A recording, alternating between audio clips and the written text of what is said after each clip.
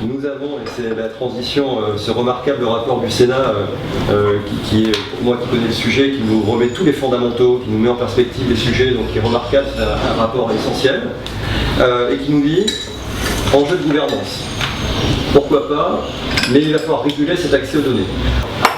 Ça n'exclut pas qu'on puisse mettre un nouveau cadre de régulation en place qui ne serait pas celui actuel qui vise à déposer un dossier complet de 15 pages avec un comité scientifique, mais qui serait de donner à la CNIL ce pouvoir, parce qu'elle approuve déjà des études depuis longtemps, avec un comité scientifique en matière d'études, avec une simplification des procédures.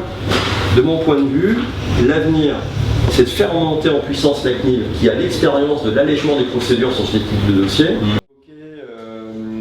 C'est une toute petite remarque, la distinction entre deux concepts, l'open data et le big data. Oui, si on voilà. Donc en fait, pourquoi c'est important? Parce que vous avez deux enjeux.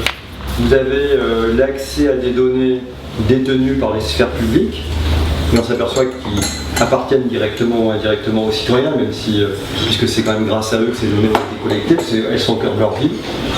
Et vous avez une seconde problématique, c'est que ces données, lorsqu'elles font l'objet d'un traitement, elles rentrent dans ce qu'on appelle le big data.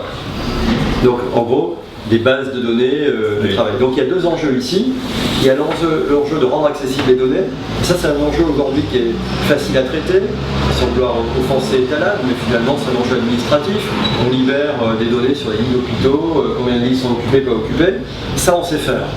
La dimension qui cristallise tout le monde, c'est et si on appliquait à certaines données une logique de big data, d'extrapolation, est-ce que ça ne révèle pas de nouveaux enjeux?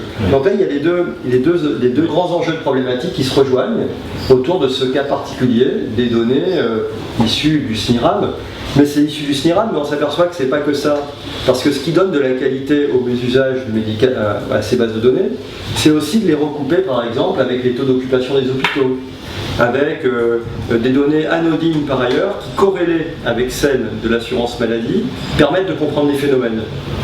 Donc c'est en fait une multitude de données qui sont en open data, qui prises les unes séparément, n'ont pas vraiment de sensibilité éthique. Et lorsqu'on commence à les regrouper entre elles, donc occupation des lits d'hôpitaux, j'en sais rien, moi, séjour chez les kinés, etc., le socio-médico-social, on voit des nuages se constituer et on comprend les risques et les phénomènes.